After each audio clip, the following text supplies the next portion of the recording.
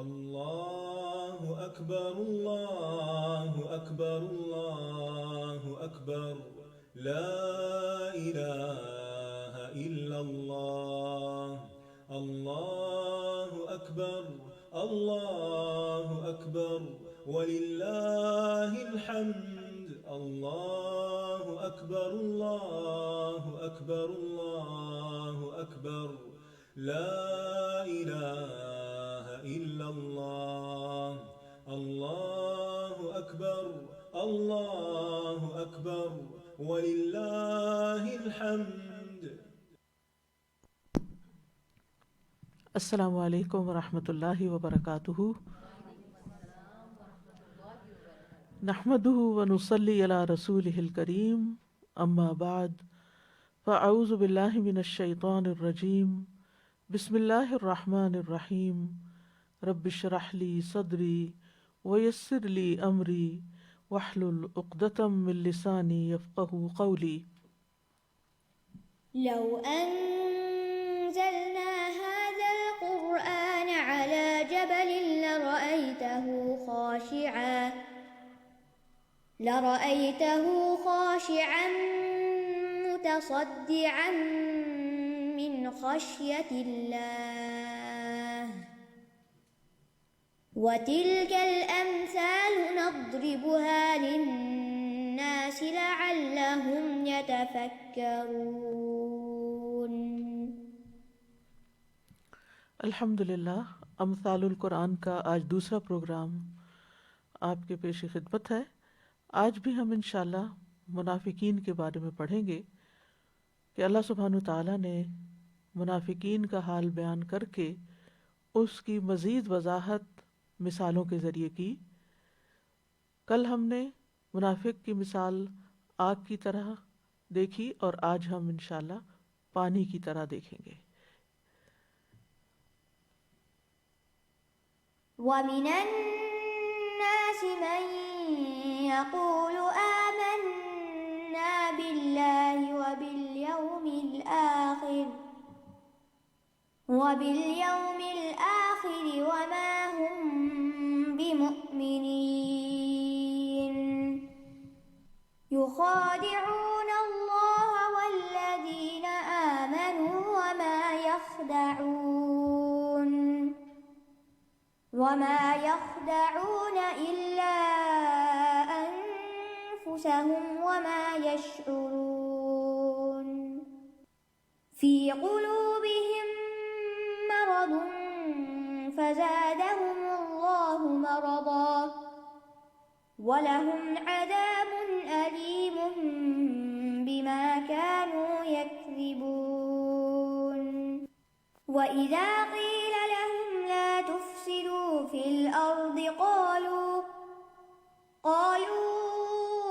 إِنَّمَا نَحْنُ مُصْلِحُونَ أَلَا إِنَّهُمْ هُمُ الْمُفْسِدُونَ وَلَكِنْ لَا يَشْعُرُونَ. وَإِذَا قِيلَ لَهُمْ آمِنُوا كَمَا آمَنَ النَّاسُ قالوا أَنُؤْمِنُ كَمَا آمَنَ السُّفَهَاءُ أَلَا إِنَّهُمْ هُمُ السُّفَهَاءُ وَلَكِنْ لَا يَعْلَمُونَ. وَإِذَا لَقُوا الَّذِينَ آمَنُوا قَالُوا آمَنَّا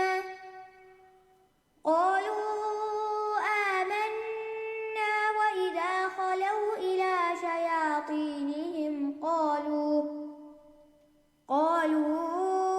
إِنَّا مَعَكُمْ إِنَّمَا نَحْنُ مُسْتَهْزِئُونَ. اللَّهُ يَسْتَهْزِئُ بِهِمْ وَيَمُدُّهُمْ فِي طُغْيَانِهِمْ يَعْمَهُونَ. أُولَئِكَ الَّذِينَ اشْتَرَوُا الضَّلَالَةَ بِالْهُدَى فَمَا رَبِحَتْ تِجَارَتُهُمْ وَمَا كَانُوا مُهْتَدِينَ.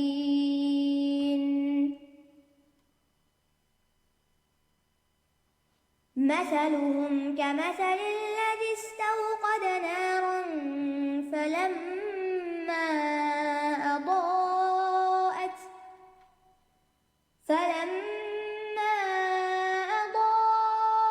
ما حوله ذهب الله بنورهم وتركهم في ظلمات لا يبصرون صم بكم عمي فهم لا يرجعون أو كصيب من السماء فيه ظلمات ورعد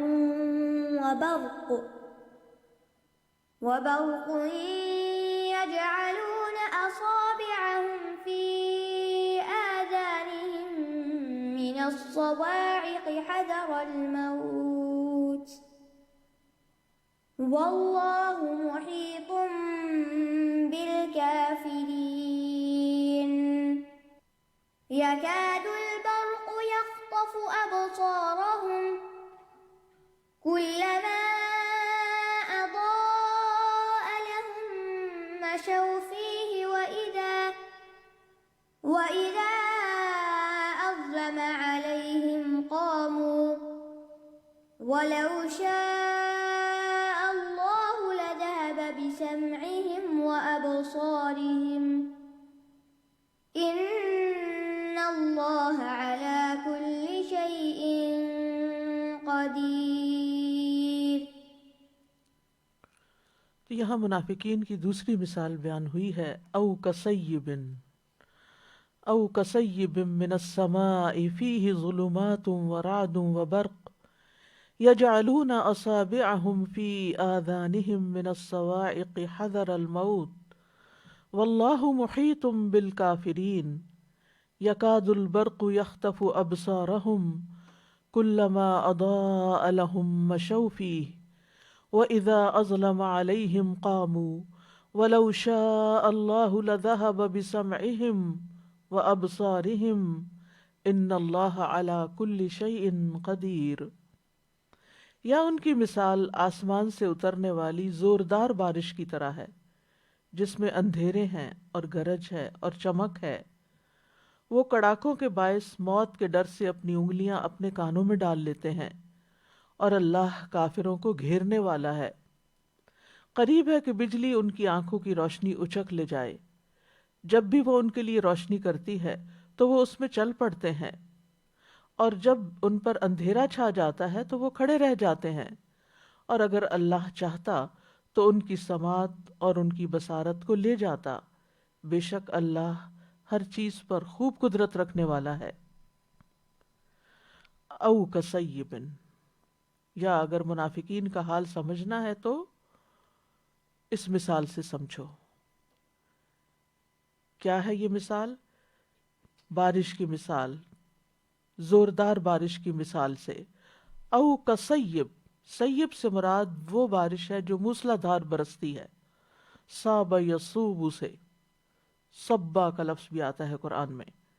اور بکثرت نازل ہونے والی بارش کو جو لگاتار برسے، زور سے برسے، سیب کہا جاتا ہے. یہاں مطر کا لفظ استعمال نہیں ہوا، سیب کا ہوا ہے. فیہ ظلمات، اس میں اندھیرے ہیں. یعنی بارش کب آتی ہے؟ جب بادل آتے ہیں.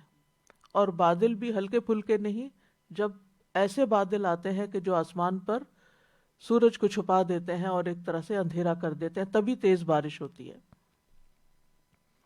اور پھر آپ نے دیکھا ہوگا کہ کبھی آپ اگر ہائی وے پہ جا رہے ہوں اور بارش ہو رہی ہو تو آگے سے راستہ نظر نہیں آتا، یوں لگتا ہے کہ اندھیرا ہو گیا ہے. تو ایک اندھیرا تو بادلوں کا، دوسرا اندھیرا بارش کا، اور تیسرا اندھیرا رات کا. اس بارش میں کئی طرح کے اندھیرے جمع ہیں. ورعد، اور کڑک. رعد وہ آواز ہوتی ہے جو بادلوں میں سنائی دیتی ہے. رعد بادلوں کو ہانکنے والے فرشتے کا نام بھی بتایا جاتا ہے، لیکن یہاں کڑک مراد ہے. وبرق، برق سے مراد وہ روشنی ہے جو آسمان میں بادلوں کے اندر چمکتی ہے. یعنی بادلوں کے اندر وہ ہوتی ہے، دوسرے ستاروں کی روشنی نہیں. جیسے کہ سورۃ الرعد میں آتا ہے هو الذی یریکم البرق خوفا وطمعا وینشئ السحاب الثقال، وہی ہے جو تمہیں بجلی دکھاتا ہے ڈرانے اور امید دلانے کے لیے، اور بھاری بادل پیدا کرتا ہے. تو جب یہ سارا سین ہوتا ہے تو منافق کیا کرتے ہیں؟ یجعلون، ڈال لیتے ہیں، پوری انگلی کو کہتے ہیں. اس کے برعکس ملے گا، یہ حصہ انامل کہلاتا ہے. تو عموماً جب شور یا زوردار آواز یا کوئی دھماکہ، کسی دھماکے کی آواز سنتے ہیں تو عموماً جب کانوں پہ ہاتھ رکھتے ہیں تو صرف یہ انامل رکھتے ہیں. یہاں اللہ سبحانہ تعالیٰ نے انامل کا ذکر نہیں کیا، اصابع. گویا وہ اتنے خوف میں ہیں کہ وہ چاہتے ہیں کہ موقع ملے اور پوری کی پوری انگلی ان کے کان کے اندر، ان کے ایئر کینال میں گھس جائے تو گھس جائے، تاکہ وہ کسی طرح اس آواز کو نہ سنیں. مبالغے کا اظہار ہے یہاں. فی آذانہم، آذان اذن کی جمع ہے. من الصواعق، صاعقہ کی جمع صواعق. صاعقہ کا اصل معنی ہوتا ہے آواز کا شدید ہونا. وصاعق من فی السماوات والارض آتا ہے. اور اسی طرح صاعقہ وہ آگ ہوتی ہے جو گرج کے شدید ہونے کے وقت آسمان سے اترتی ہے. اور ایک قول یہ بھی ہے کہ یہ گرج میں آنے والی سخت آواز ہوتی ہے، یعنی کڑک کر کے جو نیچے گرتی ہے، جو نیچے کو آتی ہے اور سنائی دیتی ہے. اسی طرح صاعقہ کا لفظ ہر تباہ کن عذاب پر بھی بولا جاتا ہے، جیسے موت کے لیے، کسی عذاب کے لیے، آگ وغیرہ کے لیے.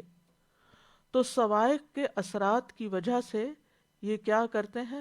موت سے ڈرتے ہیں کہ اب تو ہماری شامت آئی، اب تو ہم گئے، ہماری تو زندگی ہی ختم. تو حذر موت، حذر ڈر، اور موت موت. واللہ، اور اللہ، محیط، گھیرنے والا ہے، بالکافرین، کافروں کو. یہاں منافقین کو کافرین کہا گیا ہے کیونکہ منافق دراصل کفر اختیار کرتے ہیں، کفر ہی کرتے ہیں، لہٰذا وہ کافر شمار ہوتے ہیں، چاہے وہ زبان سے بظاہر اسلام کا اظہار کرتے ہیں لیکن وہ مسلمان نہیں ہوتے.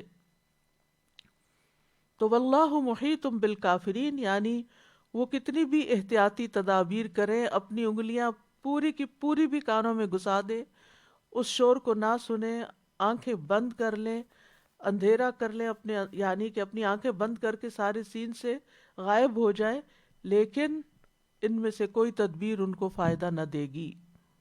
یکاد البرق یخطف ابصارہم.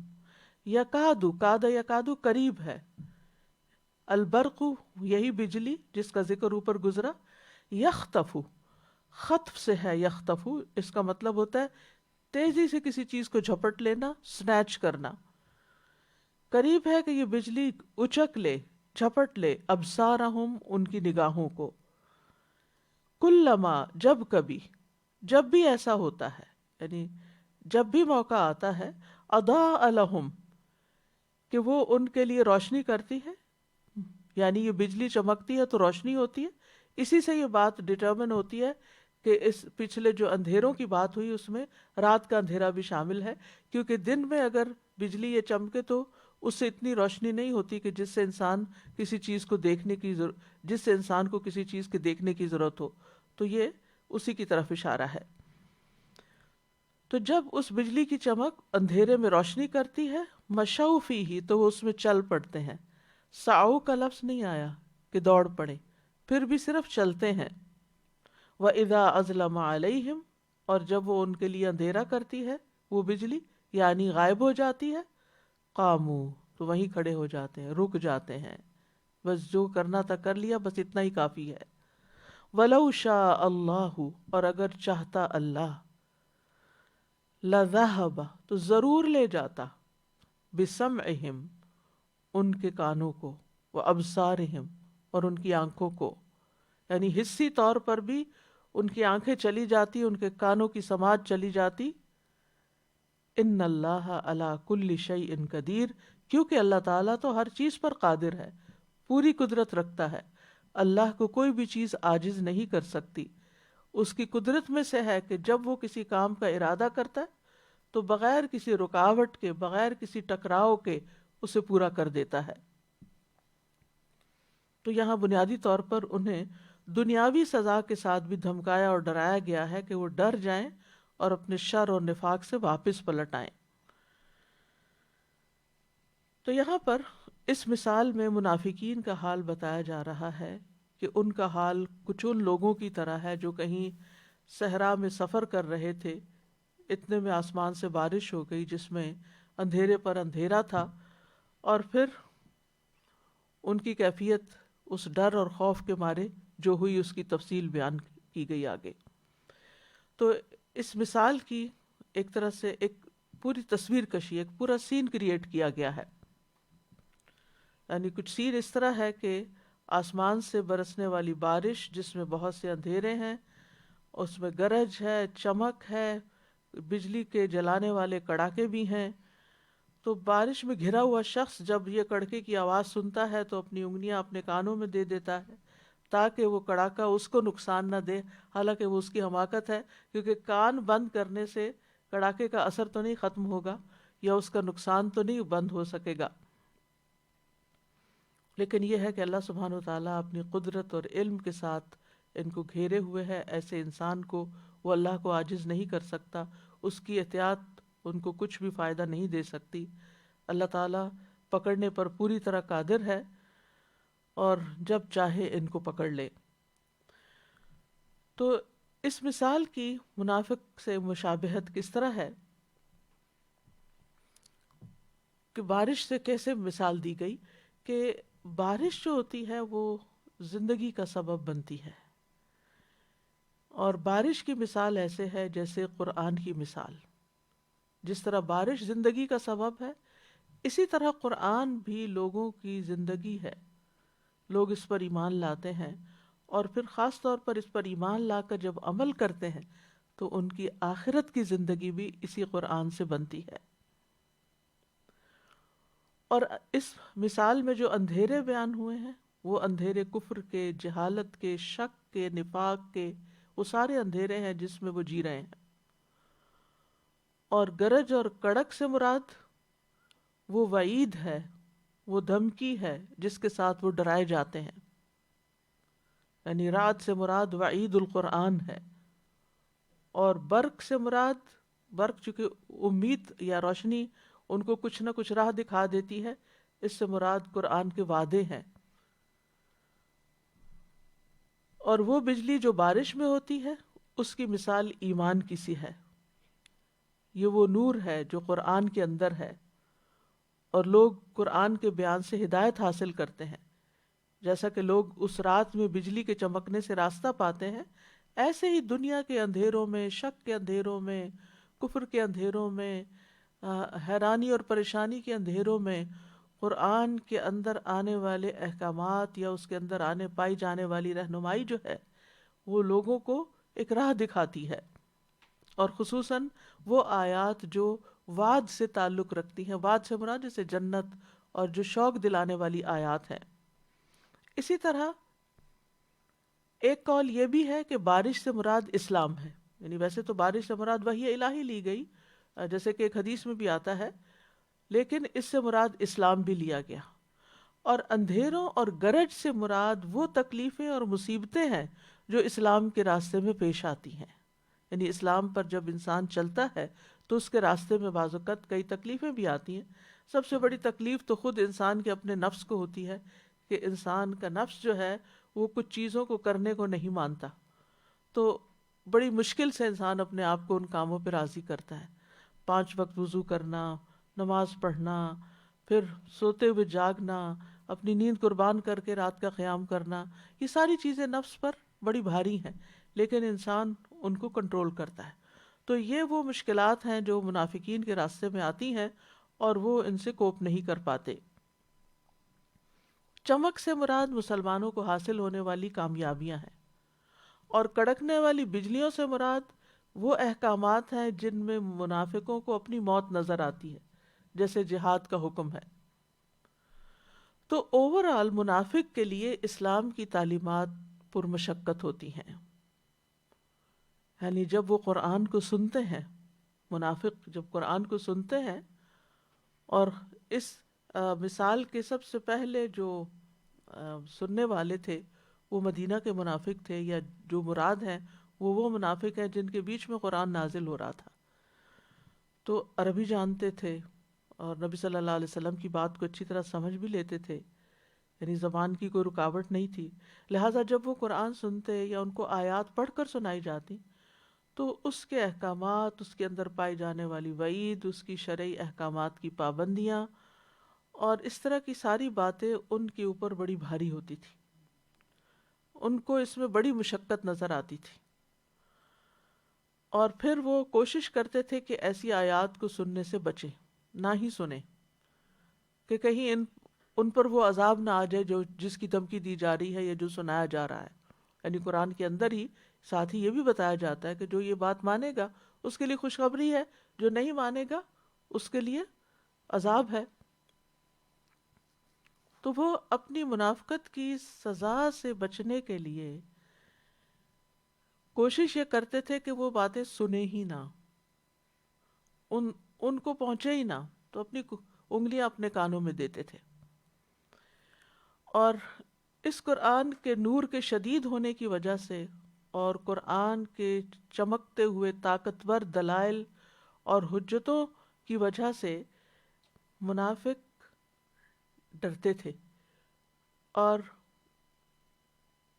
ان کے اندر کی بصیرت چونکہ کمزور تھی، لہٰذا وہ اس چیز کو سمجھ نہیں پاتے تھے اس کے اصلی معنوں میں، بلکہ اس کے اوپر عمل سے بچنے کے لیے وہ اور تدابیر اختیار کرتے تھے. جب بھی کبھی تھوڑی بہت بات سمجھ آتی، حق کا نور ان کے لیے ظاہر ہوتا، ان کے لیے روشنی کرتا، ان کے دلوں میں تھوڑی سی چمک آتی، تو وہ چند قدم چل لیتے تھے، نہیں کچھ کام کر لیتے تھے. جیسے نمازوں میں لیٹ آتے تھے لیکن آ جاتے تھے، جہاد میں چلے جاتے تھے اس نیت کے ساتھ کہ کچھ مال غنیمت وغیرہ مل جائے گا. لیکن یہ نور ان کے دلوں میں، یعنی ان احکامات کا نور ان کے دلوں میں ٹھہرتا نہیں تھا، جڑ نہیں پکڑتا تھا، استقامت نہیں اختیار کرتا تھا.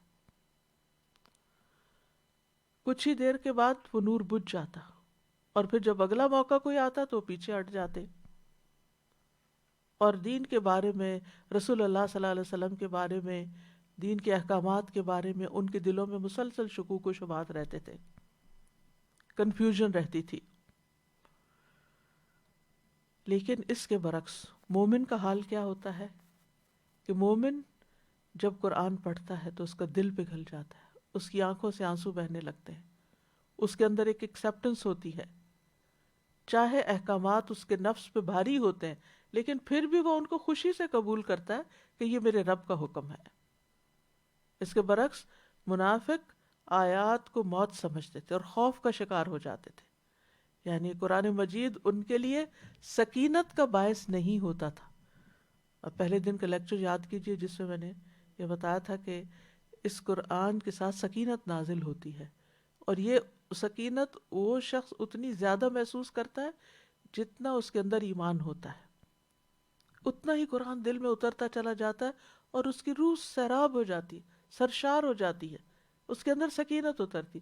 لیکن منافق جب قرآن سنتا ہے تو اس کا خوف بڑھتا ہے. یحسبون کل صیحۃ علیہم، ان کو یہ ڈر لگا رہتا ہے کہ کہیں ہمارے بارے میں، ہماری اندر کی حالت اور ہمارا اندر کا جو ڈینائل ہے اس کے بارے میں کوئی صورت نہ اتر آئے اور کوئی بات پتہ نہ چل جائے. اور لوگوں کو، یعنی جس کے دل میں چور ہوتا ہے وہ ہمیشہ ڈرتا ہے کہ لوگوں کو کہیں میرے دل کی بات نہ پتہ چل جائے. تو اس لیے دل سے یقین نہیں کرتے تھے تو اور عمل میں بھی پیچھے تھے، تو اس لیے یہ آیات ان پر بجلی بن کے گرتی تھیں اور ان سے یہ خوف کھاتے تھے. مثال کے طور پر جب جہاد کی آیات نازل ہوتی تو ان کے دل میں ڈاؤٹس پیدا ہوتے کہ یہ کون سی نیکی ہے، اس سے تو لوگ مر جاتے ہیں، عورتیں بیوہ ہو جاتی ہیں، بچے یتیم ہو جاتے ہیں، یہ کیسی آفت ہے. لیکن اس کے برعکس مومن جب ان آیات کو سنتے ہیں تو وہ ان اللہ اشتری من المؤمنین انفسهم واموالهم بان لهم الجنہ، وہ جنت کی خوشخبری پا کر اس کے لیے خوشی سے تیار ہو جاتے. بلکہ آپ اگر سیرت کا مطالعہ کریں تو چھوٹے چھوٹے بچے بھی اپنی ایڑیاں اٹھا اٹھا کر نبی صلی اللہ علیہ وسلم کے ساتھ شوق سے جانے کو تیار ہوتے تھے. اسی طرح دیگر احکامات بھی، مثلا نماز کا حکم ان پہ بجلی بن کے گرتا کہ یہ کیا مصیبت ہے، دن میں 5 دفعہ وضو کرو اور نماز پڑھو اور اتنا سارا ٹائم اس میں چلا جاتا ہے. اس دور کی بات ہے، لیکن آج بھی آپ دیکھیں کہ بعض لوگ اسی قسم کا رویہ اختیار کرتے ہیں، جبکہ مومن جو ہے وہ نماز کو اللہ کے قرب کا ذریعہ سمجھتا ہے، اپنی طہارت اور گناہوں کی صفائی کا ذریعہ سمجھتا ہے.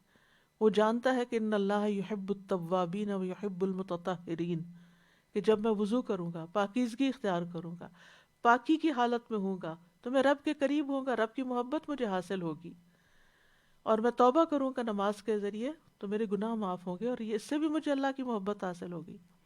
وضو کرتے ہوئے سوچتا ہے کہ یہ میرے قیامت کے دن ان اعضاء کے چمکنے کا باعث بنے گا. یعنی وہی چیز جو منافق پر بڑی بھاری ہے، مومن کے لیے وہ خوشی کا باعث ہے. منافق روزے پر بھی اعتراض کرے گا، اس کے لیے روزہ رکھنا بھی بڑا مشکل ہے کہ سارا دن کھائے پیے بغیر کیسے گزارا ہو سکتا ہے. لیکن مومن اس میں خیر سمجھتا ہے کہ یہ میری روحانی اور جسمانی اور ہر اعتبار سے طہارت اور تزکیے کا ذریعہ ہے اور اللہ سبحانہ وتعالیٰ کے قرب کا ذریعہ ہے. پھر اسی طرح حج کا موقع ہوتا ہے تو منافق کے اوپر حج کرنا بھی بڑا بھاری ہوتا ہے کہ بڑا مشکل ہے وہ سفر، اور اتنے پیسے لگ جاتے ہیں، اور پھر وہاں اتنی خواری ہوتی ہے، اور وہ ساری تکلیفیں یاد کر کے وہ اپنا آئیڈیا ڈراپ کر دیتا ہے، اور سال پر سال گزرتے چلے جاتے ہیں، وہ حج کی طرف توجہ نہیں کرتا. اسی طرح زکوٰۃ کو بھی وہ اپنے اوپر چٹی سمجھتا ہے کہ یہ غریب لوگ خود کام کیوں نہیں کرتے، یہ اپنے لیے خود کچھ کما لیں، ہم ہی انہیں کیوں کھلاتے رہیں، کیا ہم انہیں کھلائیں جن کو اللہ نہیں کھلاتا. اور اس قسم کی باتیں کرتے ہیں اور غریبوں کے اوپر باتیں بناتے ہیں. جبکہ اہل ایمان جو ہیں وہ کیا سمجھتے ہیں کہ خذ من اموالہم صدقۃ تطہرہم وتزکیہم بہا، کہ یہ صدقہ اور یہ زکوٰۃ ہمارے مالوں کی پاکیزگی کا ذریعہ بنے گی، ہماری اپنی قلبی طہارت، یعنی دنیا کے اندر جو دنیا سے جو محبت ہے اس میں کمی آئے گی اور آخرت کی طرف توجہ زیادہ بڑھے گی. اہل ایمان جو ہے جب بھی کوئی آیت سنتے ہیں تو ان کی روش اور ان کا طریقہ کیا ہوتا ہے؟ آمنا بہ کل من عند ربنا، ہم اس پر ایمان لائے، سب ہمارے رب کی طرف سے ہے، یہ اللہ کا حکم ہے، مجھے اس کو ماننا ہے. لیکن منافق اس کے فائدے کی بجائے نقصان کو دیکھتا ہے. یہ بہت بڑا فرق ہے مومن اور منافق میں. اس میزان پر، اس کرائیٹیرین پر ہمیں اپنے آپ کو رکھ کے دیکھنا چاہیے کہ جب بھی کوئی دین کا تقاضا ہم سے ہوتا ہے، جب بھی قرآن کا کوئی حکم ہمارے پاس آتا ہے تو ہمارا طرز عمل کیا ہوتا ہے، ہم اس وقت کیا سوچ رہے ہوتے ہیں، کیا ہم خوشی سے اس کو قبول کرتے ہیں یا اپنے اوپر ایک مصیبت سمجھتے ہیں، یا یہ کہ موت ہی پڑ جاتی، جیسے محاورتاً کہا جاتا ہے نا کہ یہ بات سن کے اس پہ تو موت ہی پڑ گئی، اس کو کہا کہ فلاں غریب کی مدد کر دو تو موت ہی پڑ گئی اس پر، تو کیا میں اس کے لیے پیسے کیسے نکالوں. تو منافق جو ہے وہ بارش کے فائدوں کو، یعنی وحی کے فائدوں کو نہیں دیکھ سکتا. اس کی مثال بالکل ایسے، مثال سے اب بات سمجھے جو اللہ تعالیٰ نے مثال سے سمجھائی ہے کہ جب بارش ہوتی ہے تو ایک بے وقوف انسان کیا سوچتا ہے کہ بارش ہو گئی، اب کیچڑ ہوگا، اب مجھے باہر نکل کے چھتری لینی پڑے گی. ایک تو ویسے عام طور پر انسان کے اندر یہ خیال آتا ہی ہے، لیکن یہ کہ وہ صرف اس کا نیگیٹو پہلو دیکھتا ہے، منفی پہلو دیکھتا ہے، نیگیٹو سائڈ دیکھتا ہے کہ آج دھوپ نہیں نکلے گی، آج میرا یہ کام رہ جائے گا، مجھے وہ چیز ہٹانی پڑے گی، یہ اٹھانی پڑے گی، یہ تو کیچڑ ہی کیچڑ ہو گیا، یہ تو ڈرائیونگ بھی مشکل ہو گئی. لیکن ایک سمجھدار انسان موقع محل کی اترتی ہوئی بارش کو دیکھ کر خوش ہوتا ہے. ایک کسان جب وقت پر بارش ہوتی ہے تو اس کی خوشی دیدنی ہوتی ہے کہ یہ بارش ہوئی اور اس سے اب ایسی فصل اگے گی کہ جو میرے لیے بہت زیادہ نفع کا باعث ہوگی. مومن بھی اسی طرح جب بارش کو دیکھتا ہی نہیں، وہی اترتی ہے تو وہ کہتا اوہ ایک اور موقع آ گیا نیکیاں کمانے کا، نیکیوں کی بہار ہوگی. مثلا رمضان آیا تو ایک مومن خوش ہو جاتا ہے کہ نیکیوں کا موسم بہار آ گیا ہے، وہ یہ نہیں کہتا کہ اوہ میری تو رات کی نیند بھی کم ہو جائے گی اور دن کا کھانا پینا اور لذتیں بھی کم ہو جائیں گی، وہ یہ نہیں سوچتا. تو یہ بہت بڑا فرق ہے ایک مومن اور منافق میں. مومن جو ہے وہ مثبت ذہن کا مالک ہوتا ہے، اللہ تعالیٰ کے ہر حکم کے اندر کوئی نہ کوئی حکمت تلاش کر لیتا ہے، اس کے اندر غور و فکر کرتا ہے، اس کے فائدے تلاش کرنے کی کوشش کرتا ہے. لیکن منافق صرف عیب نکالتا ہے. وہ بھول جاتا ہے کہ اس بارش سے انسانوں، حیوانوں، پرند چرند، فضا کو کتنے فائدے ہیں. وہ صرف اعتراض کرنا جانتا ہے. تو جو قوی البصیرہ ہوتا ہے، جس کی بصیرت ہوتی ہے، جس کی بصیرت زیادہ ہوتی ہے، وہ کسی چیز کے صرف ظاہری نقصان یا ظاہری تکلیف کو نہیں دیکھتا، وہ اس کے پیچھے جا کر یعنی وہ تصویر کا دوسرا رخ دیکھتا ہے کہ اس کے فائدے کتنے ہیں، اور اس کے فائدے جو ہیں اس کے نقصان سے کہیں بڑے ہیں. لیکن جو ضعیف البصیرت ہوتا ہے یعنی کمزور بصیرت والا، وہ کسی چیز کا صرف ظاہری پہلو دیکھ کر وقتی تکلیفوں کی وجہ سے پریشان ہوتا رہتا ہے. وہ کہتا ہے کہ دیکھو آسمان پہ بہت اندھیرا ہو گیا ہے اور اب یہ بجلی کڑک گئی ہے اور یہ کہیں ہم پہ نہ آ گرے، اور ایسی ایسی باتیں سوچتا ہے کہ جس سے وہ صرف خوف زدہ رہتا ہے. تو اسلام کے احکامات سن کر ہمارے دل کا حال کیا ہوتا ہے؟ کیا ہم خوف زدہ ہو جاتے ہیں یا ہم خوش ہو جاتے ہیں؟ تو مومن ان بظاہر پیش آنے والی اسلام پر چلنے والی مشکلات کو مشکل دیکھتا بھی ہے، تو اس کے پیچھے ملنے والے فائدے، اللہ تعالیٰ کی رضا، اللہ کا قرب، جنت، اللہ کا دیدار، ان سب چیزوں کو دیکھتا ہے. لہذا اسے دنیا کی چھوٹی سی یہ مشکل جو نیک کام کرنے کے لیے اٹھانی پڑتی ہے وہ مشکل نہیں لگتی. اور آپ دیکھیں کہ بارش جو ہے وہ خیر ہی لاتی ہے، اسی طرح وہی خیر لاتی ہے. جو لوگ بارش کے مقام کو دیکھتے ہیں، جانتے ہیں، اس کی وجہ سے جو زندگی ملتی ہے ہر طرح کی مخلوق کو، اس کو دیکھتے ہیں، اور خاص طور پر جو نباتات اور حیوانات اس سے فائدہ اٹھاتے ہیں، وہ ان چیزوں کو اگنور کر دیتے ہیں کہ اس کے ساتھ بجلی چمکی یا کوئی کڑاکا ہوا یا اندھیرا ہوا. وہ اس میں بھی خیر کی بات دیکھ لیتے ہیں کیونکہ ان کو اچھے انجام کی امید ہوتی. جو شخص انجام پر نظر رکھتا ہے وہی بہتر طور پر اپنے لیے فیصلہ کر سکتا ہے. تو آپ دیکھیے کہ جیسے نماز ہے تو اس کے فائدے کس قدر ہیں بے شمار. زکوٰۃ کے کتنے فائدے ہیں، صرف انسان کے اپنے لیے نہیں، سوسائٹی کے سطح پر آپ دیکھیں کہ کتنے فائدے ہیں. اسی طرح باقی بھی جیسے جہاد کی مثال ہے، تو ابن قیم نے اس پر تبصرہ کرتے ہوئے کہا، وہ کہتے ہیں کہ اکثر لوگوں کا یہی حال ہے سوائے ان لوگوں کے جن کے دل کی بصیرت سلامت ہوتی ہے. انہوں نے جہاد کی مثال بیان کی. وہ کہتے ہیں جب کمزور بصیرت والا جہاد کو دیکھتا ہے تو اس میں تھکاوٹ، مشکلات، جانوں کی ہلاکت اور دشمنوں کی دشمنی کا نشانہ بننے کا خطرہ دیکھتا ہے تو وہ آگے نہیں بڑھتا. لیکن اس کے برعکس مومن جو ہے وہ اس کے پیچھے کچھ اور دیکھتا ہے. پھر آپ دیکھیے کہ جتنے بھی احکامات ہیں ان سب کے اندر جو صاحب بصیرت ہے وہ صرف خیر کو دیکھ رہا ہوتا ہے. جس کے اندر بصیرت نہیں، اس کا حال کیا ہوتا ہے کہ وہ قرآن مجید کے صرف ان مقامات پر توجہ کر رہا ہوتا ہے کہ جو پوری طرح سمجھ میں نہ آئے، یا جن کے اندر کوئی ایسے احکامات ہوں کہ جن کو سمجھنے کے لیے کچھ مشقت ہو. جیسے ضعیف البصیرہ جو لوگ ہوتے ہیں وہ متشابہات کو دیکھتے رہتے ہیں. یہ منافقین کا ایک اور طریقہ ہے، یعنی ایک تو احکامات کی مشکل کو دیکھتے ہیں اور دوسرا متشابہات کو. جیسے قرآن مجید میں آتا نا فَأَمَّا الَّذِينَ فِي قُلُوبِهِمْ زَيْغٌ فَيَتَّبِعُونَ مَا تَشَابَهَ مِنْهُ ابْتِغَاءَ الْفِتْنَةِ وَابْتِغَاءَ تَأْوِيلِهِ. مثال کے طور پر قرآن مجید میں آتا ہے کہ جہنم کے 19 فرشتے ہوں گے، تو اب وہ اس کا مذاق اڑانے لگتا ہے. وہ کہتے ہیں کہ 19 کو تو ہم آرام سے قتل کر دیں گے اور جہنم سے نکل بھاگیں گے.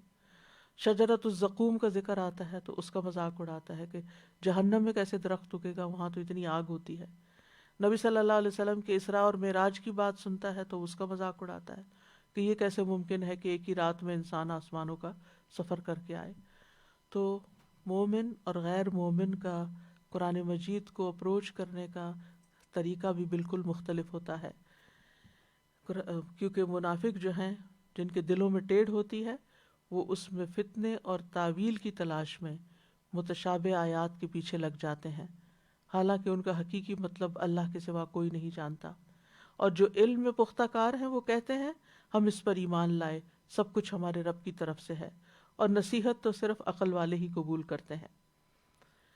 حضرت عائشہ کہتی ہیں کہ رسول اللہ صلی اللہ علیہ وسلم نے یہ آیت تلاوت فرمائی، هو الذی انزل علیک الکتاب منہ آیات محکمات ہن ام الکتاب واخر متشابہات، آخر تک، جو سورۃ آل عمران کی آیت نمبر 7 ہے، جس کا بھی میں نے آپ کے سامنے ترجمہ رکھا ہے۔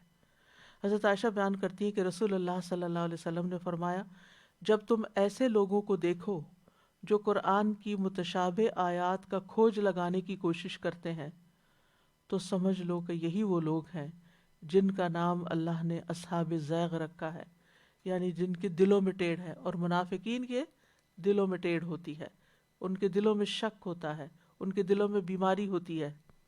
فرمایا ایسے لوگوں سے اجتناب کرو، ایسے لوگوں سے بچ کے رہو، ایسے لوگوں کے قریب مت جاؤ، کیونکہ ان کے دل ٹیڑھے ہیں اور کنفیوژن کا شکار ہیں، وہ تمہارے اندر بھی وہی باتیں ڈالیں گے، تمہارا ایمان بھی کمزور کر دیں گے۔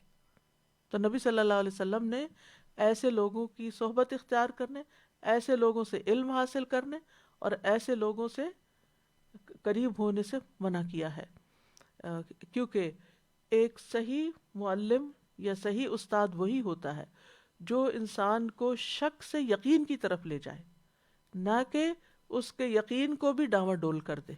جیسے منافق خود مذبذب ہوتے ہیں، مذبذبین بین ذالک لا الہ ہؤلاء ولا الہ ہؤلاء، خود تذبذب کا شکار ہوتے ہیں، وہ دوسروں کو بھی دین کے بارے میں، قرآن کے بارے میں، سنت کے بارے میں، خود نبی صلی اللہ علیہ وسلم کے بارے میں مذبذب کر دیتے ہیں، شک میں ڈال دیتے ہیں۔ جبکہ مومن جو ہے وہ قرآن کو پڑھ کر اطمینان اور سکون اور سکینت حاصل کرتا ہے۔ منافق قرآن کو سنتا ہے، اس کو سمجھ کچھ نہیں آتا، یعنی وہ حقیقی معنوں تک نہیں پہنچتا، کیونکہ اس کی نیت ہدایت حاصل کرنے کی نہیں ہوتی۔ جبکہ اس کے برعکس مومن جب قرآن پڑھتا ہے تو اس کی سب سے پہلی نیت کیا ہوتی ہے؟ جو قرآن میں قرآن کا سب سے پہلا مقصد بتایا گیا، ھدی للمتقین، اور دوسری جگہ پر ھدی للناس۔ مومن قرآن کو ہدایت کے لیے پڑھتا ہے، جبکہ منافق اس کو ہدایت نہیں ملتی، کیونکہ وہ ہدایت کی نیت نہیں رکھتا، وہ اس سے کوئی رہنمائی نہیں چاہتا۔ اسی لیے ان کا حال کیا ہوتا ہے؟ وَمِنْهُمْ مَنْ يَسْتَمِعُ إِلَيْكَ حَتَّى إِذَا خَرَجُوا مِنْ عِنْدِكَ قَالُوا لِلَّذِينَ أُوتُوا الْعِلْمَ مَاذَا قَالَ آنِفًا أُولَئِكَ الَّذِينَ طَبَعَ اللَّهُ عَلَى قُلُوبِهِمْ وَاتَّبَعُوا أَهْوَاءَهُمْ۔ اور ان میں سے کچھ وہ ہیں جو تیری طرف کان لگاتے ہیں، یہاں تک کہ جب وہ آپ کے پاس سے نکلتے ہیں تو ان لوگوں سے جنہیں علم دیا گیا کہتے ہیں ابھی اس نے کیا کہا تھا، یہی لوگ ہیں جن کے دلوں پر اللہ نے مہر لگا دی اور وہ اپنی خواہشوں کے پیچھے چل پڑے۔ اسی طرح سورۃ التوبہ میں آتا ہے کہ قرآن سے اہل ایمان کے ایمان میں اضافہ ہوتا ہے اور منافق کے رجس میں اضافہ ہوتا ہے، گندگی میں اضافہ ہوتا ہے۔ اور جب بھی کوئی صورت نازل کی جاتی ہے تو ان میں سے کچھ لوگ ایسے ہیں جو کہتے ہیں کہ اس نے تم میں سے کس کو ایمان میں زیادہ کیا ہے، نعوذ باللہ، یعنی قرآن مجید پڑھ کے تمہارے ایمان میں کیا اضافہ ہوا ہے؟ پس جو لوگ ایمان لائے سو ان کو تو اس نے ایمان میں زیادہ کر دیا اور وہ بہت خوش ہوتے ہیں، اور رہے وہ لوگ جن کے دلوں میں بیماری ہے تو اس نے ان کی گندگی کے ساتھ اور گندگی میں اضافہ کر دیا، اور وہ اس حال میں مرے کہ وہ کافر تھے۔ تو قرآن کی آیات منافق کے لیے فتنہ بن جاتی ہیں۔ منافق احکامات سے ڈرتا ہے، جیسا کہ اس آیت میں بتایا گیا کہ وہ کڑاکوں کے ڈر سے، موت کے ڈر سے خوف کھاتا ہے، اس لیے قرآن کے قریب نہیں جاتا۔ تو او کصیب من السماء فیہ ظلمات ورعد وبرق، تو بارش جبھی ہوگی نا جب بادل آئیں گے، اس کے بغیر تو بارش نہیں ہو سکتی، یعنی کچھ چیزیں کچھ چیزوں کے ساتھ جڑی ہوئی ہیں۔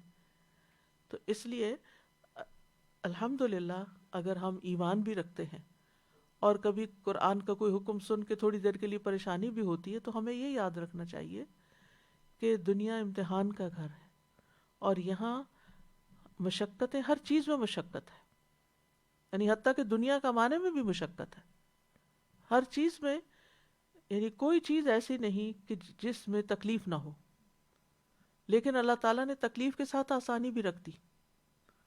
تو مومن کی نظر اس تکلیف سے گزرنے کے بعد ملنے والی آسانی پر ہوتی ہے، یا اس کے ساتھ کی آسانی پر ہوتی ہے، جبکہ منافق اس بات کو نہیں سمجھتا.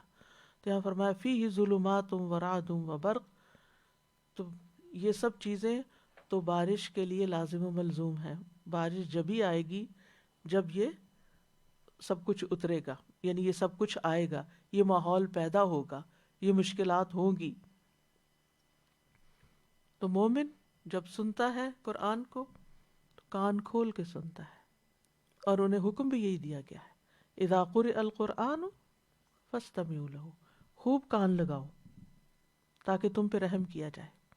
لیکن منافق سننے کی بجائے کان بند کر لیتا ہے، دل تک بات نہیں جانے دیتا. کیوں؟ اس لیے کہ وہ ان احکامات کا سامنا نہیں کر سکتا جو اب اس وحی کے اترنے کے بعد اس تک پہنچ رہے ہیں. اور پھر اس میں آپ دیکھیے کہ کتنا مبالغہ بھی ہے نا، کہ پوری کوشش کرتا ہے. پوری انگلی ڈالنے کا مطلب کیا ہے؟ پوری کوشش کرتا ہے کہ کسی طرح یہ باتیں مجھے نہ سننے کو ملے. ایسی مجالس سے اوائڈ کرتا ہے، ایسی بات اگر کسی مجلس میں ہو تو اس کو فوراً بدل دیتا ہے، یا اس کو مذاق میں کہیں سے کہیں لے جاتا ہے. یعنی منافق کے دل کا حال یہ ہے کہ وہ کوئی سنجیدہ دین کی بات سننے کا شوق نہیں رکھتا. تو اس پیمانے پر بھی اپنے آپ کو پرکھنا چاہیے جو اس مثال میں بیان کیا گیا، کہ کہیں یہ ہمارے دلوں کا حال تو نہیں. اور اگر کسی کے بھی دل کا یہ حال ہے تو اسے اپنی فکر ہونی چاہیے کہ مجھے قرآن کے پڑھنے کا، مجھے قرآن کے سننے کا کتنا شوق ہے، اور قرآن سنتے وقت میرے دل کی حالت کیا ہوتی ہے. وہ کہتے ہیں نا 3 مواقع پر اپنے دل کا جائزہ لو، جن میں سے ایک قرآن سنتے وقت، قرآن کی مجلس میں دل لگتا ہے یا نہیں لگتا، کیونکہ یہاں سے ہی انسان اپنی بیماری ڈیٹیکٹ کر سکتا ہے کہ میرے اندر ایمان کی سطح کتنی ہے یا منافقت کتنی ہے. ابن عباس کہتے ہیں کہ جب منافق نبی صلی اللہ علیہ وسلم کی مجلس میں حاضر ہوتے تو وہ نبی صلی اللہ علیہ وسلم کی باتوں سے ڈرتے ہوئے اپنے کانوں میں انگلیاں ڈال لیتے، اور وہ اس بات سے بھی ڈرتے تھے کہ کہیں ان کے بارے میں کچھ نازل نہ ہو جائے، یعنی ان کی چوری نہ پکڑی جائے، یا ان کا کوئی ایسا تذکرہ نہ ہو کہ جس کی بنا پر انہیں قتل کر دیا جائے. اور یہ نوح علیہ السلام کی قوم کا بھی طرز عمل ایسا ہی تھا نا. وَإِنِّي كُلَّمَا دَعَوْتُهُمْ لِتَغْفِرَ لَهُمْ جَعَلُوا أَصَابِعَهُمْ فِي آذَانِهِمْ وَاسْتَغْشَوْا ثِيَابَهُمْ وَأَصَرُّوا وَاسْتَكْبَرُوا اسْتِكْبَارًا. اور بے شک میں نے جب بھی انہیں دعوت دی تاکہ تو انہیں معاف کر دے، انہوں نے اپنی انگلیاں اپنے کانوں میں ڈال لی اور اپنے کپڑے اوڑھ لیے اور تکبر کیا، اور بہت بڑا تکبر کیا، یعنی ہدایت کی طرف نہیں آئے. تو منافق چاہے پیغمبر کی صحبت میں ہو، اس کا عمل نہیں بدلتا، اس کا دل نہیں بدلتا، اس کا طریقہ زندگی نہیں بدلتا. لیکن وہ جا کہاں سکتا ہے، بھاگ کہاں سکتا ہے؟ واللہ محیط بالکافرین، اللہ کافروں کو گھیرے ہوئے ہے. یعنی ایسے منافقوں کو جو صرف کان میں انگلیاں ڈال کر قرآن نہیں سننا چاہتے، اپنے آپ کو بدلنا نہیں چاہتے، وہ یہ یاد رکھیں کہ وہ اللہ کی پکڑ سے باہر نہیں ہے. یعنی انسان اگر یہ سمجھتا ہے کہ دین کی بات سن کے مجھے عمل کرنا پڑ جائے گا، جو کہ بہت سے لوگوں کا قول ہے کہ ہم اس لیے نہیں سنتے کہ پھر ہمیں عمل کرنا پڑے گا. یہی بات ہے نا. یعنی ایک تو یہ کہ وہاں بیٹھ کے انگلی دے دیں، یا کہیں سے آواز آ رہی ہے تو کانوں میں انگلیاں رکھ لیں. اور کانوں میں انگلیاں رکھنا ایک مثال سے سمجھایا گیا نا، یعنی نہ سنی انسنی کر دینا، یا سننے سے دلچسپی نہ رکھنا. یعنی قرآن سننے سے کوئی دلچسپی نہیں، یا قرآن کی مجلس میں جانے سے کوئی دلچسپی نہیں. کیوں؟ کیونکہ پھر عمل کرنا پڑے گا، پھر ہمیں پابندیاں برداشت کرنی پڑے گی، پھر ہمیں کچھ اپنا مال خرچ کرنا پڑے گا، پھر ہمیں اپنا وقت لگانا پڑے گا. تو یہ سب کچھ ہم نہیں کر سکتے. اچھا نہیں کر سکتے، بھاگنا چاہتے ہو، اسے بھاگو بھاگو بھاگو بھاگو بھاگو بھاگو بھاگو. کہاں بھاگ کے جاؤ گے؟ کون سی جگہ بھاگنے کی؟ جہاں جاؤ گے، اینما تکونوا یأتی بکم اللہ جمیعا، سب کو پکڑ کے لے آئے گا، کوئی بھی نہیں بھاگ سکتا. یکاد البرق یخطف ابصارہم، قریب ہے کہ بجلی ان کی نگاہیں اچک لے. یعنی جتنا وہ بچنے کی کوشش کرتے ہیں بچ نہیں سکتے. یعنی وہ جس چیز سے ڈرتے ہیں اس سے وہ نکل نہیں سکیں گے، کسی وقت بھی کوئی مصیبت ان پہ آ سکتی ہے. کلما اضاء لهم مشوا فیہ واذا اظلم علیہم قاموا. کلما جو ہے یہ تکرار کا فائدہ دیتا ہے، یعنی یہ ایک بار کی بات نہیں ہے، یہ بار بار ایسے ہی کرتے ہیں. کلما، جب بھی کوئی قرآن کی آیت سنتے ہیں، جب بھی کوئی ایسی بات ان تک پہنچتی ہے، تو پھر جو مرضی کی آیت ہوتی ہے یا مرضی کا کوئی حکم ہوتا ہے، مرضی کی کوئی بات ہوتی ہے، تو اس کو پھر بھی لے لیتے ہیں. جیسے سورۃ الحج میں آتا ہے نا، وَمِنَ النَّاسِ مَن يَعْبُدُ اللَّهَ عَلَى حَرْفٍ فَإِنْ أَصَابَهُ خَيْرٌ اطْمَأَنَّ بِهِ وَإِنْ أَصَابَتْهُ فِتْنَةٌ انقلب عَلَى وَجْهِهِ خَسِرَ الدُّنْيَا وَالْآخِرَةَ ذَلِكَ هُوَ الْخُسْرَانُ الْمُبِينُ. اور لوگوں میں سے کوئی وہ ہے جو اللہ کی عبادت ایک کنارے پہ کرتا ہے، پھر اگر اسے کوئی بھلائی پہنچ جائے تو اس کے ساتھ مطمئن ہو جاتا ہے، اور اگر کوئی اسے آزمائش آئے تو اپنے منہ پہ الٹا پھر جاتا ہے، اس نے دنیا اور آخرت کا نقصان اٹھایا. یہی تو صریح خسارہ ہے. تو نبی صلی اللہ علیہ وسلم کے زمانے میں بھی اعراب میں سے کئی لوگ ایسے تھے بدو، وہ آپ کی مجلس میں آتے، کوئی بات سنتے، اسلام کوئی دل پہ تھوڑی سی اثر کر جاتی، اسلام قبول کر لیتے، اور اس کے بعد اگر انہیں کوئی دنیا کا فائدہ ہوتا، ان کی اونٹنی بچہ دیتی، یا ان کا اپنا کوئی بچہ پیدا ہو جاتا، یا ان کی کھیت اچھی ہو جاتی، تو کہتے اسلام بڑا اچھا ہے، اور پھر وہ قبول کیے رکھتے. اور اگر ان کو اسلام قبول کرنے کے بعد کوئی نقصان یا تکلیف ہوتی تو وہ کہتے یہ کیسا دین ہے، ہم اس دین پر نہیں چل سکتے، اس کو چھوڑ دیتے، یا کم از کم دل میں اس دین کو برا سمجھتے، جیسے کہ منافقین کا حال ہے. وَلَوْ شَاءَ اللَّهُ لَذَهَبَ بِسَمْعِهِمْ وَأَبْصَارِهِمْ إِنَّ اللَّهَ عَلَى كُلِّ شَيْءٍ قَدِيرٌ. اگر اللہ چاہتا تو ان کی سماعت اور ان کے کانوں کو لے جاتا، لیکن اس نے ایسا نہیں کیا، کیونکہ پھر نہ تو یہ سن سکتے نہ دیکھ سکتے، تو پھر نہ سنتے نہ دیکھتے تو ان کا تو خوف ہی چلا جاتا. دیکھیں نا، جو شخص سوچئے بہرا بھی ہو اندھا بھی ہو، اس کے سامنے اگر کوئی پہاڑ بھی گر رہا ہو، کوئی آسمان سے بلا بھی اتر رہی ہو، تو اس کو تو کچھ پتہ نہیں کیا ہو رہا ہے، تو وہ تو آرام سے بیٹھا ہو. آپ نے دیکھا ہوگا یہ جو بہرے لوگ ہوتے ہیں ان کے چہروں پہ کتنی معصومیت ہوتی، انہیں کچھ پتہ ہی نہیں ہوتا، انہیں کوئی آوازیں ہی نہیں سنی، انہوں نے کوئی شور ہی نہیں سنا، کیونکہ جو شور ہے نا وہ انسان کو زیادہ خوف زدہ کرتا ہے. اسی لیے سم کا لفظ پہلے آیا. دیکھ کے بھی، کیونکہ آپ دیکھیے کہ اندھیرے میں آپ دیکھ نہیں سکتے، سن سکتے، تو پھر سننا جو ہے ماں کے پیٹ سے ہی شروع ہو جاتا ہے، دیکھتا تو انسان باہر آ کے ہے. تو یہ ترتیب بھی خوبصورت ہے کہ آپ پہلے ایک بات ہوئی پھر دوسری ہوئی.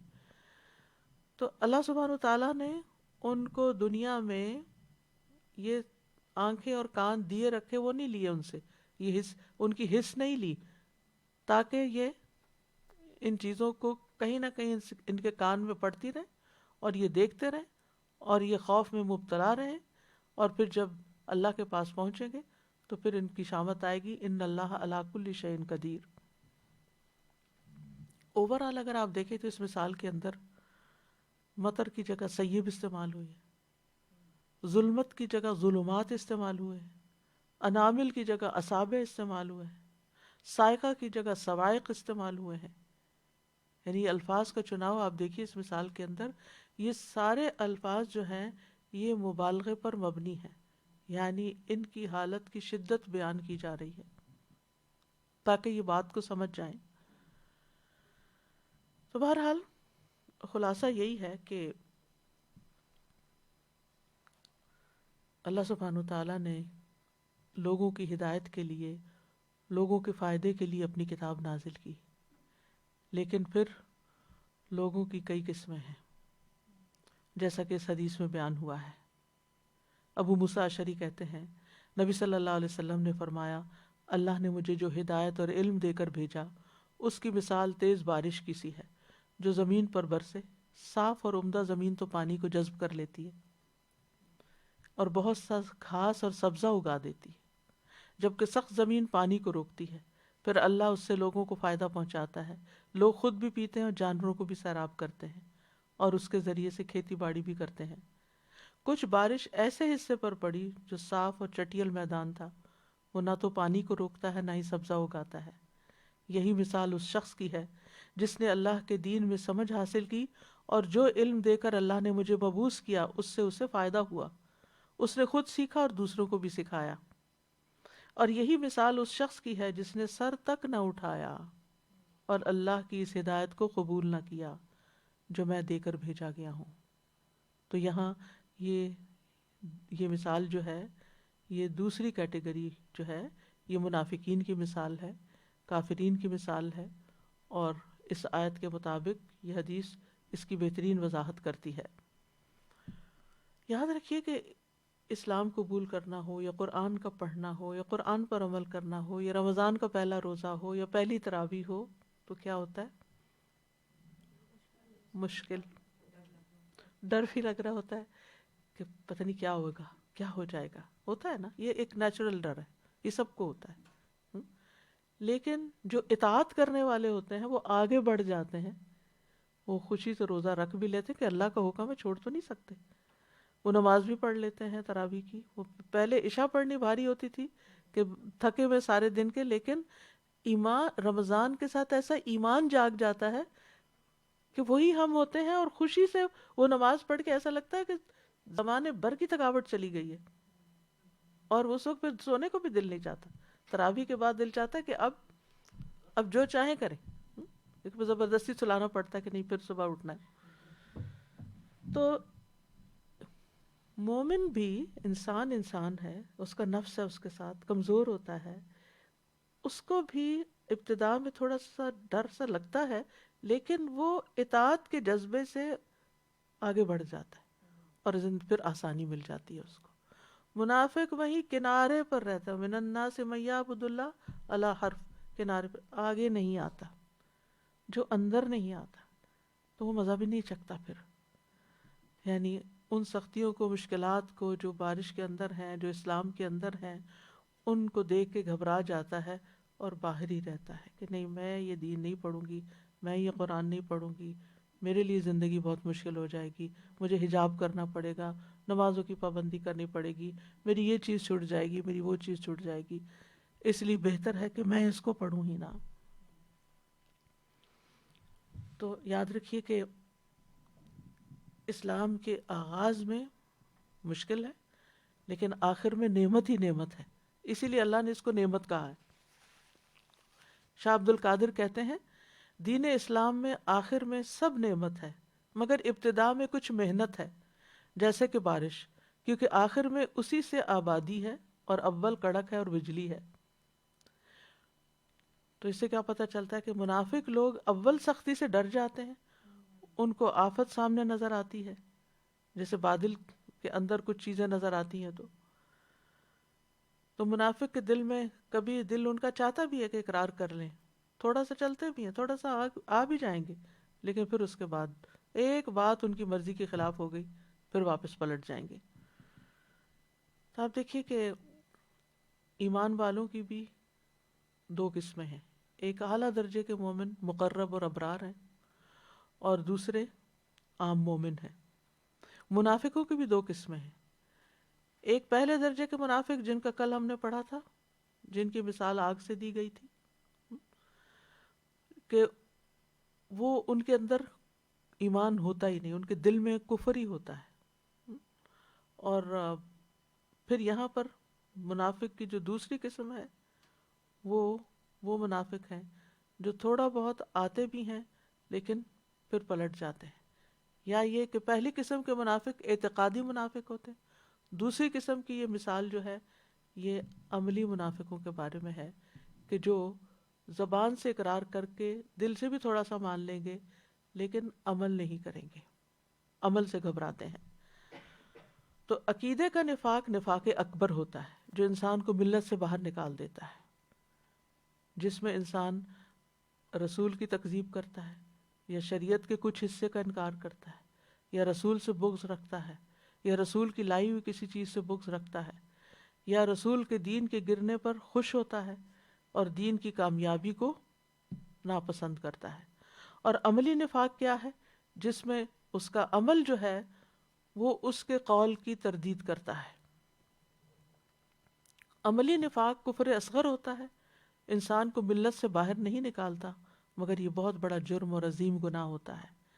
نبی صلی اللہ علیہ وسلم نے منافق کی کئی علامتیں بتائی ہیں کہ 3 خصلتیں جس میں ہو وہ منافق ہے، خواہ نماز پڑھتا ہو، روزہ رکھتا ہو اور اپنے آپ کو مسلمان سمجھتا ہو، جب بات کرے تو جھوٹ بولے، وعدہ کرے تو خلاف کرے، امانت رکھوائی جائے تو خیانت کرے۔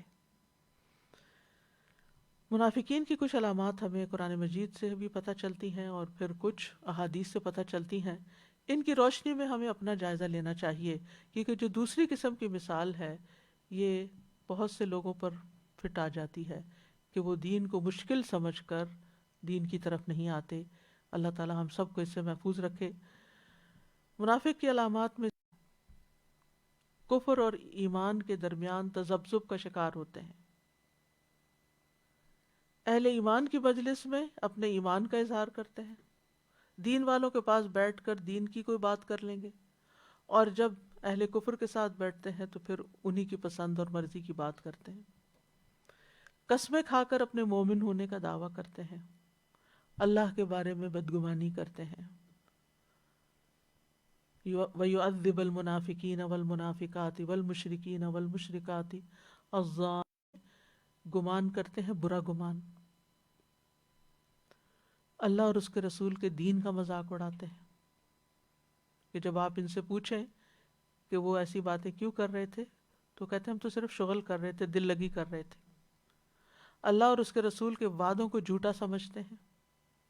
ما وعدنا اللہ ورسولہ الا غرورا، اللہ اور رسول کے وعدے بحث دھوکے کے وعدے ہیں۔ قرآن ان کے حلق سے نیچے نہیں اترتا، دل پر اثر نہیں کرتا، سکینت کا باعث نہیں ہوتا۔ قرآن کا پڑھنا ان کو ایک مشکل اور مشقت کا کام لگتا ہے۔ پھر منافقوں کی علامتیں یہ ہے کہ اہل ایمان سے حسد اور عداوت رکھتے ہیں۔ ان تصب کا حسنۃ تسؤہم، آپ کو کوئی خوشی ملے انہیں بری لگتی ہے، اور اگر آپ کو کوئی تکلیف آئے تو ان کو خوشی ہوتی ہے۔ پھر یہ کہ انتہائی بخیل اور بزدل ہوتے ہیں، اللہ کی بجائے لوگوں سے ڈرتے ہیں۔ یستخفون من الناس ولا یستخفون من اللہ، لوگوں سے چھپتے ہیں، اللہ سے نہیں چھپتے۔ نماز سے پیچھے رہتے ہیں، سستی کے ساتھ آتے ہیں، دکھاوے کی نماز پڑھتے ہیں، اللہ کو کم یاد کرتے ہیں۔ یعنی اس میں منافقت سے مشابہت ہے، اگر کسی مومن کے طرز عمل میں بھی یہ چیزیں پائی جائیں۔ یعنی بعض اوقات اگر آپ بچوں کو سمجھائیں نا کہ یہ تو ایسا منافق کرتے ہیں تو وہ کہتے ہیں نہیں، ہمارا تو پکا یقین ہے اللہ پہ، ہمارا تو پکا یقین ہے رسول صلی اللہ علیہ وسلم پر۔ تو ایسی بات کرنے والوں کو اس طرح سمجھایا جائے کہ یہ نماز میں سستی اور اللہ کو کم یاد کرنا یہ منافقت سے مشابہت ہے، یہ انسان کو منافقت کی طرف لے جاتی ہے، چاہے آپ یقین سے بھی مانتے ہو سب۔ پھر فجر اور عشاء کی نماز کا ان کے لیے بھاری ہونا، یہ سارے قرآن و سنت سے کرائیٹیریا دیے گئے، اس لیے آپ کے سامنے رکھ رہی ہوں اور اپنے سامنے بھی، کہ ہم اس کی روشنی میں اپنے آپ کا جائزہ لے سکیں۔ خصوصاً عصر کی نماز لیٹ کرنا۔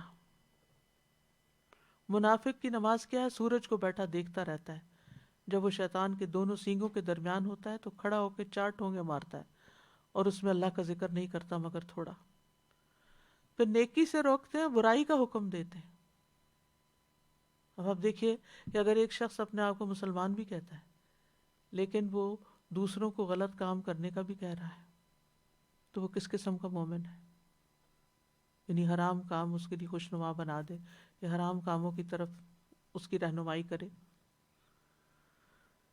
حرص، طمع، بے صبری کا مظاہرہ کرتا ہے،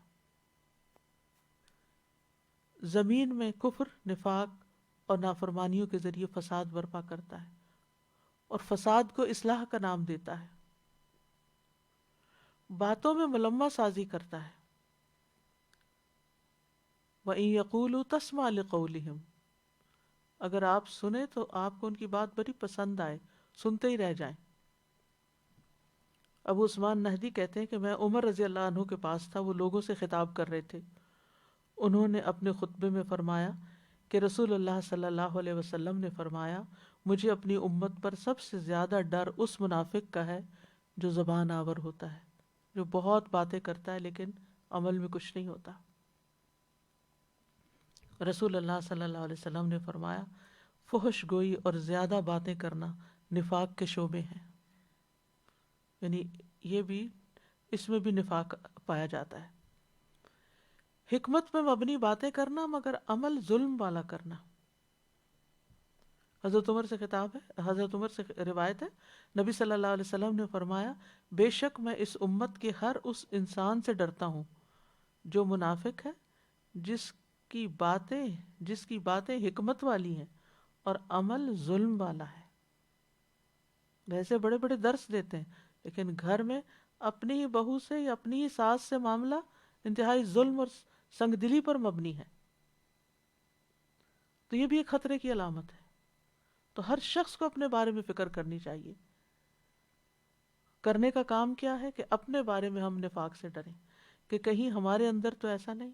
حضرت حسن کہتے ہیں، مومن ہی نفاق سے ڈرتا ہے، منافق اس سے بے خوف ہوتا ہے۔